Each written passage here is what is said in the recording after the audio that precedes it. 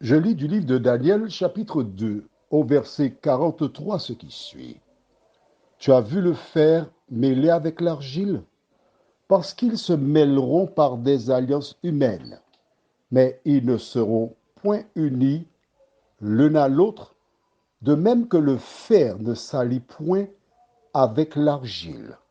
Prions. Notre Seigneur et notre Dieu, nous venons vers toi une fois de plus en ce soir pour te louer et te bénir. Alors que nous venons de lire ce verset, il parle, il nous dit beaucoup de choses. Que ton esprit nous éclaire et qu'il nous permette de comprendre ce qui se passe sous nos yeux, nous t'en prions, au nom de Jésus pour ta gloire éternelle. Amen. Ce verset de la Bible déclare qu'ils se mêleront par des alliances humaines, mais ils ne seront point unis l'un à l'autre, de même que le fer ne s'allie point avec l'argile. Dans les années 70, 80, même 90, lorsqu'une personne voulait acheter un véhicule Peugeot, il se rendait en Belgique, il économisait une certaine somme, mais il payait un fort montant pour la douane. Chaque pays avait la douane et c'était fait de telle sorte que les gens étaient découragés pour aller acheter un véhicule à l'étranger. Mais quand on a créé la communauté européenne, que s'est-il passé? Nous avons vu des compagnies comme Volkswagen qui a investi dans une nouvelle société qui s'appelle Seat, qui était basée au Portugal et qui est toujours basée au Portugal. J'ai acheté un véhicule Seat, je l'ai gardé 16 ans parce que j'étais satisfait. J'ai dû m'en débarrasser parce que j'avais des problèmes pour le frein, il fallait pomper les freins, il manquait de l'eau dans le radiateur. Et comme je n'aime pas les soucis, je m'en suis débarrassé pour prendre un autre véhicule. Mais que je te dise, pourquoi j'ai acheté ce véhicule? J'ai fait le tour des concessionnaires et je cherchais un véhicule diesel injection. Sans même regarder le véhicule, je suis arrivé chez ce concessionnaire et le véhicule coûtait 11 500 euros, moins cher que toutes les autres compagnies. J'ai décidé de l'acheter sans voir le véhicule. Ce qui était important pour moi, c'était juste avoir un véhicule pour circuler. Qu'est-ce qui se passe? Donc, voici des compagnies allemandes qui ont été investir au Portugal. Des véhicules français qui sont réalisés dans d'autres pays pauvres de la communauté européenne. Que se passe-t-il? Forcément, le chômage va augmenter. Lors du problème du coronavirus, il n'y avait pas de masque en France. Pourquoi? Car à cause de la main-d'œuvre, ça coûte plus cher. Donc, on commande des masques en Chine, ce qui provoque encore du chômage en France. Et ainsi, les petits pays de la communauté européenne ont tiré un maximum d'avantages. Je me rappelle, j'habitais sur Fort-de-France une période, près de centre commercial, en fait, on va le nommer, c'est pas de la pub, hein, d'accord? C'était à l'époque Euromarché. Et le matin, je faisais du sport, je courais.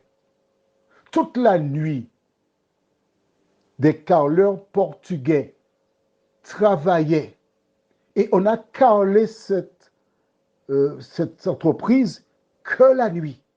Mais le salaire que percevaient les Portugais n'avait rien à voir avec ce que réclamaient les Martiniquais, qui se basaient sur le SMIC. Donc on s'est rendu compte qu'on a fait des alliances humaines, c'est bien, mais les petits pays ont commencé à aspirer les fonds de l'Allemagne, de la France, et les entreprises françaises ont été fermées.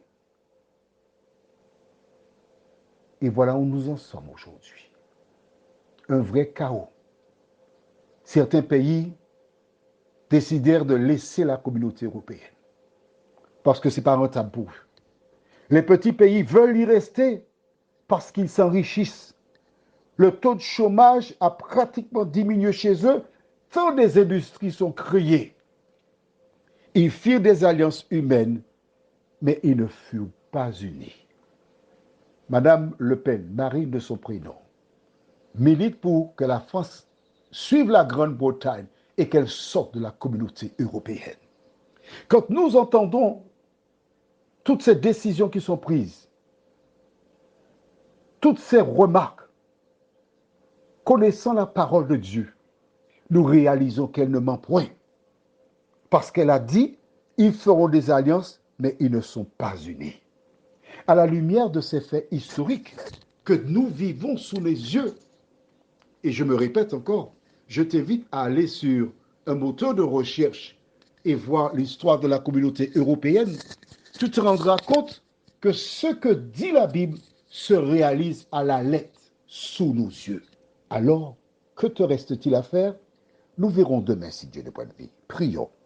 Notre Seigneur et notre Dieu, conformément à ta parole, nous voyons que ces nations firent des alliances, mais ils ne sont pas unis. Nous entendons comment certains pays cherchent à se faire soigner dans l'Europe parce que nous sommes tous des citoyens européens. Et ceux qui viennent des petits pays pourront venir en France, dans les hôpitaux, se faire soigner. Mais qui paie cela? Le contribuable français. Seigneur, merci pour ta parole qui nous éclaire. Permets que celles et ceux qui suivent l'actualité, qui peuvent faire des recherches, le fassent, Seigneur, et qu'ils puissent réconcilier ce que dit la Bible et ce que nous vivons, et qu'ils réalisent ainsi que l'Éternel nous avait déjà avertis. Merci, Seigneur, de continuer ton œuvre en nous, nous t'en prions. Au nom de Jésus et pour ta gloire éternelle. Amen. Je te souhaite une bonne nuit.